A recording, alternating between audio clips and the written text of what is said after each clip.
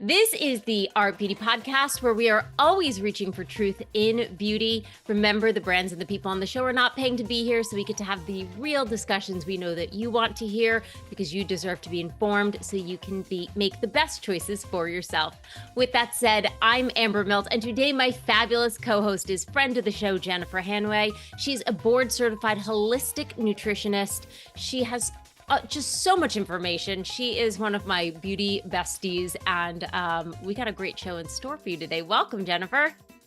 Hi, Amber. It's so good to be here. I feel like we should always record the bit that we talk about before we actually hit record, because that's when we get some of the juicy stuff as well. And so maybe we will. We were talking about, like, should we be transparent about some of the things we're doing? We've been sharing some stuff. So let's get into today first. And then, you know what? Because we're going to keep it honest here, we're going to tell you, because we've been talking about some things that we're doing, if you're interested. So first off, it is April 16th. Most of you had the most hated day if you were in the United States yesterday. Hopefully you paid your taxes. I'm so overpaying taxes, but we got to do it. So, you know, if you need a little bit of like lighthearted recovery, hope you can get some of that today. We're also going into, I know it seems like it's not there because in New York and the East Coast, it's been cold. But like summer is coming, isn't it?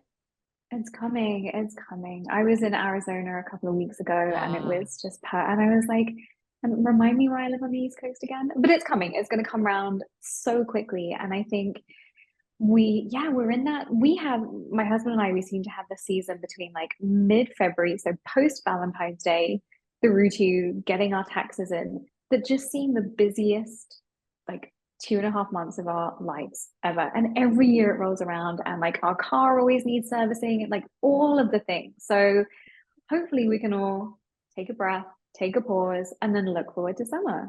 I feel like it's the busiest and also the most boring, right? Like in some ways, Yeah. because it's like there's no, you know, my husband always says like after February, Super Bowl.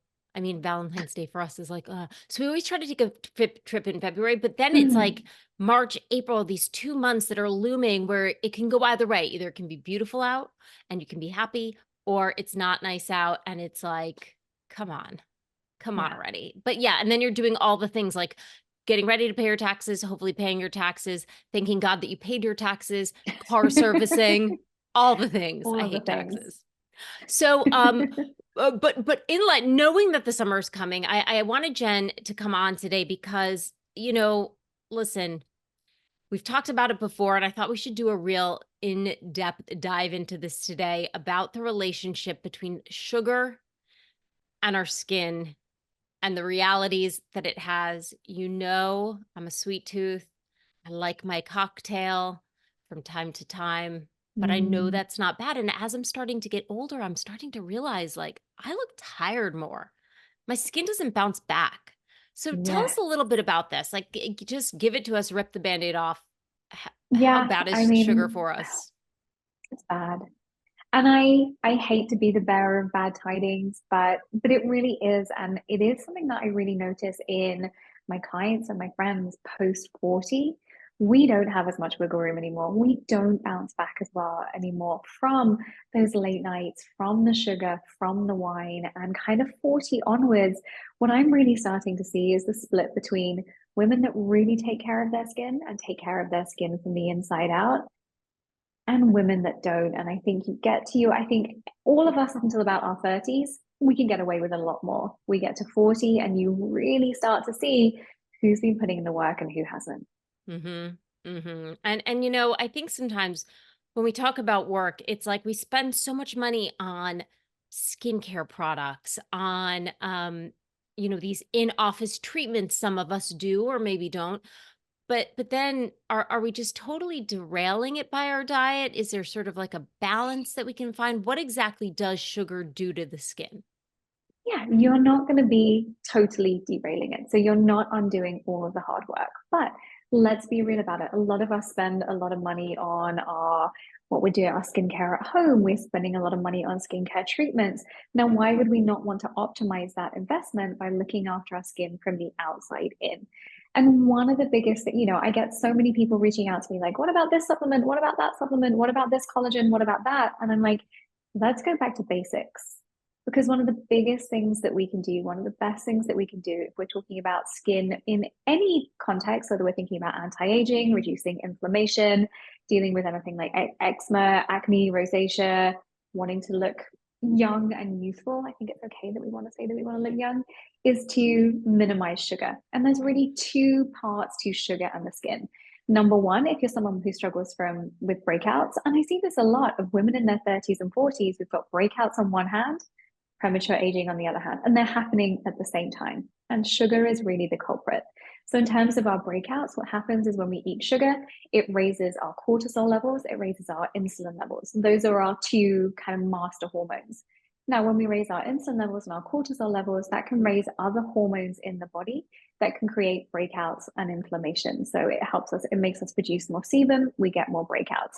It's why that we see as teenagers, we get a lot of breakouts, especially with those androgen hormones as well. So sugar, oily skin, more breakouts. So it makes Yeah. sense as a teenager, but we also see that in women in their 30s and 40s as well. Now, when you talk about sugar, are you just talking about refined sugar, or are we talking about sugars that we have, naturally occurring, like in fruits, even some vegetables? Yeah, so let me get to that in a second because I haven't even talked about sugar and aging. I'm going to Okay. give you even more bad news. Okay, I want to be bad cop, but then I'm going to be good cop and talk about all the things that we can do. Okay, so one hand, we've got those breakouts. The other hand is premature aging of the skin through something called advanced glycation end products, or also known as AGEs. And what this does is when we eat a lot of sugar in the diet, it binds to the collagen and the elastin in our skin. So the collagen and the elastin in our skin, it cannot repair, we cannot grow more collagen.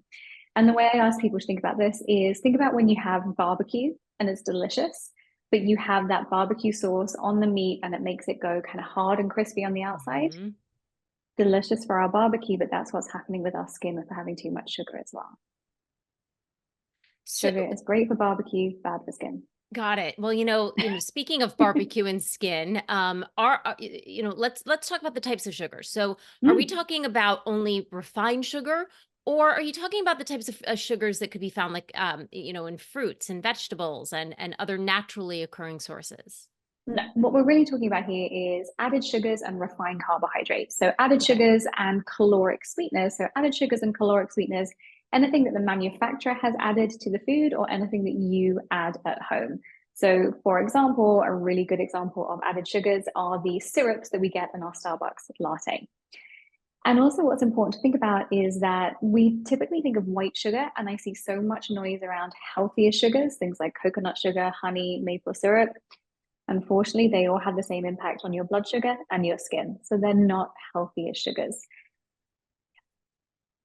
Shoot. On that note, I feel like I also want to talk to you. I see like I was in the grocery store the other day and I saw all these kind of like healthy beauty kind of inspired drinks, where it's like Mhm. probiotics and different types of like watermelon beauty drinks. And I was thinking, gosh, that sounds good, but there must be so much crap in this.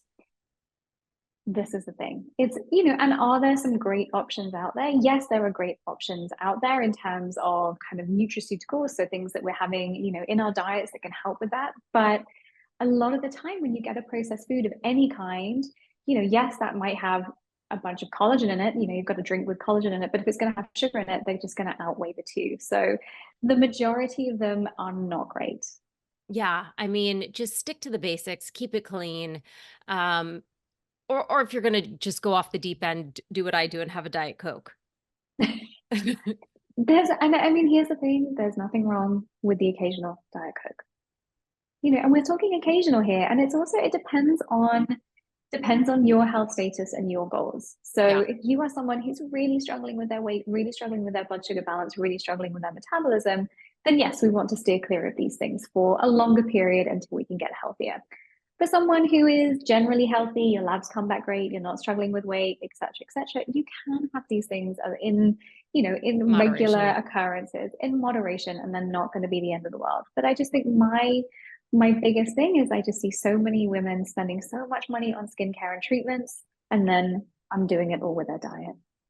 So, on that note, if sugar is something that we're looking to remove from our diets, I know that you have a fabulous detox plan. It's a 14-day detox.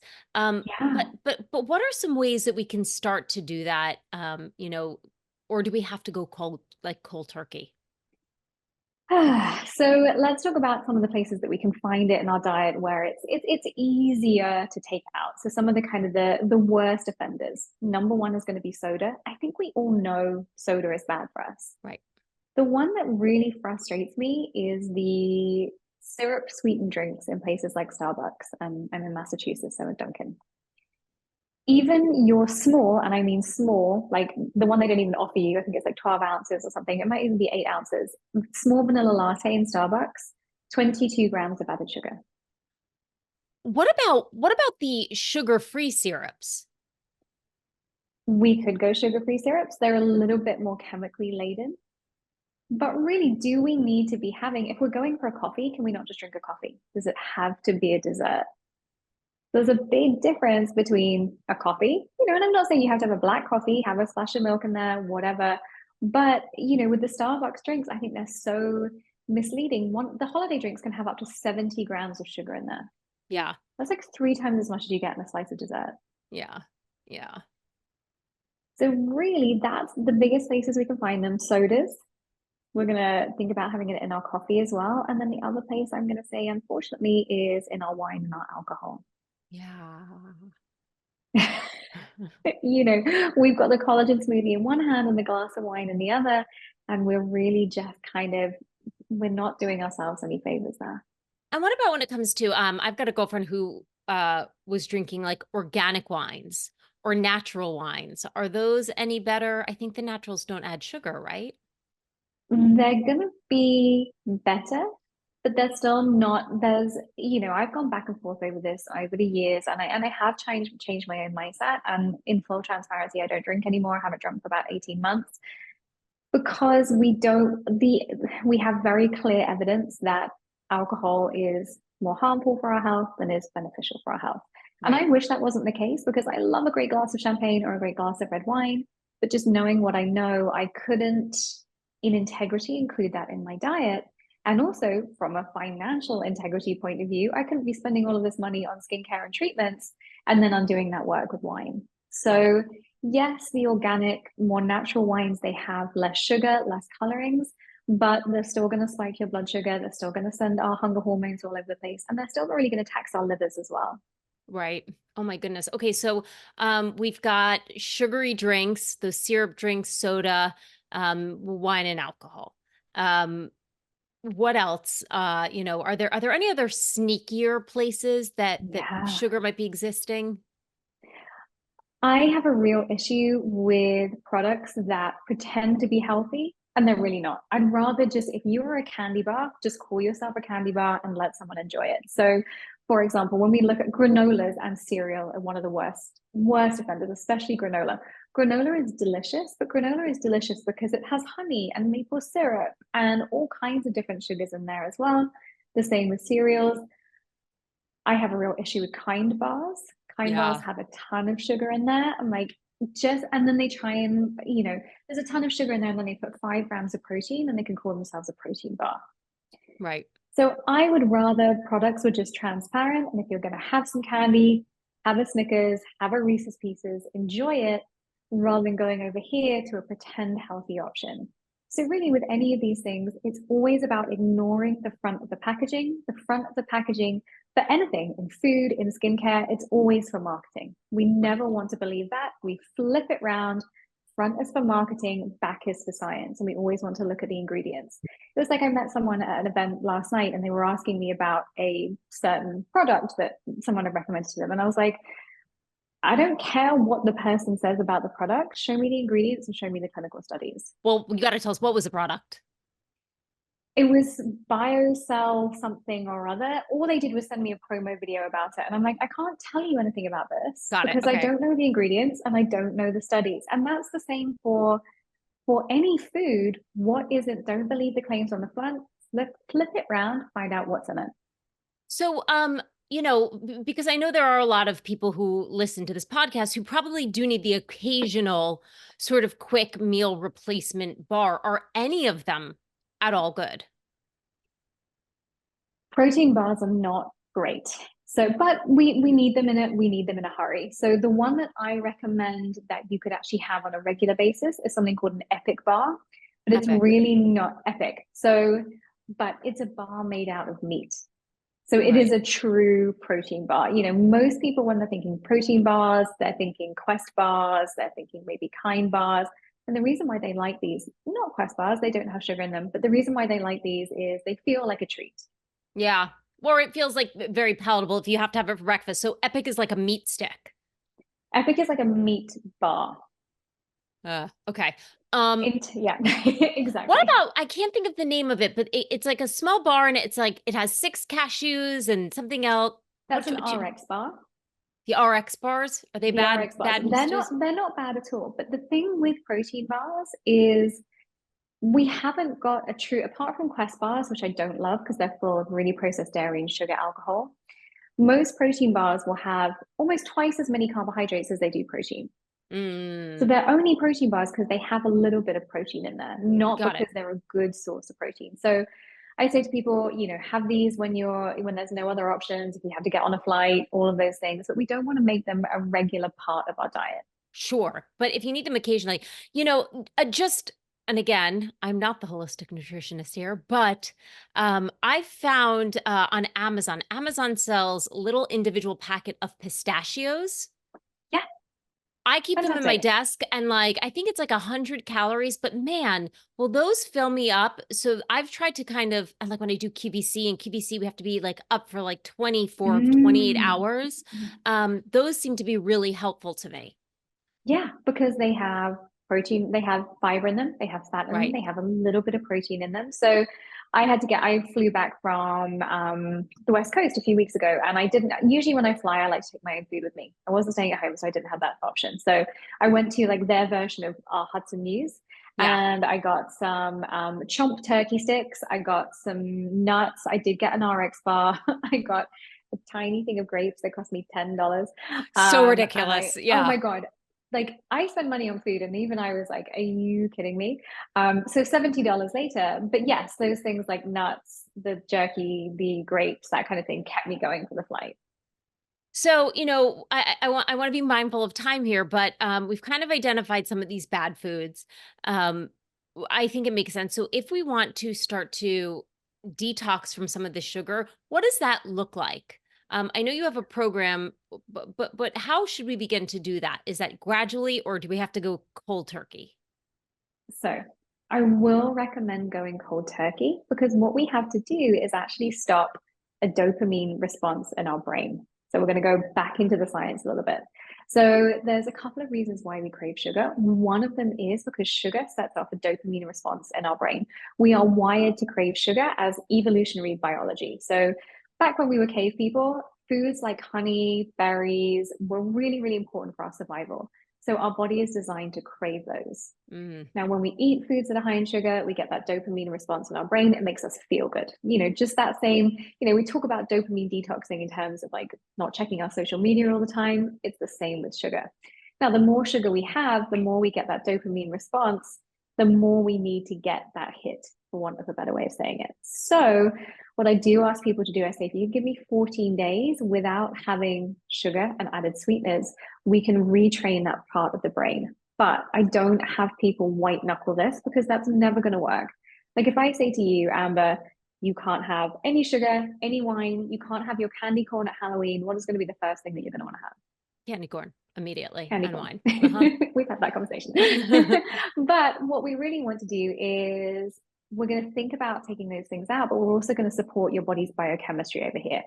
So if we don't have protein, fiber, and fat in our meals, we're going to crave these foods even more. So what a lot of people do is when they go on a diet, a detox, whatever we want to call it, they jump straight in with everything. And they're like, I'm not going to have any fat, any sugar, any carbs, any such and such.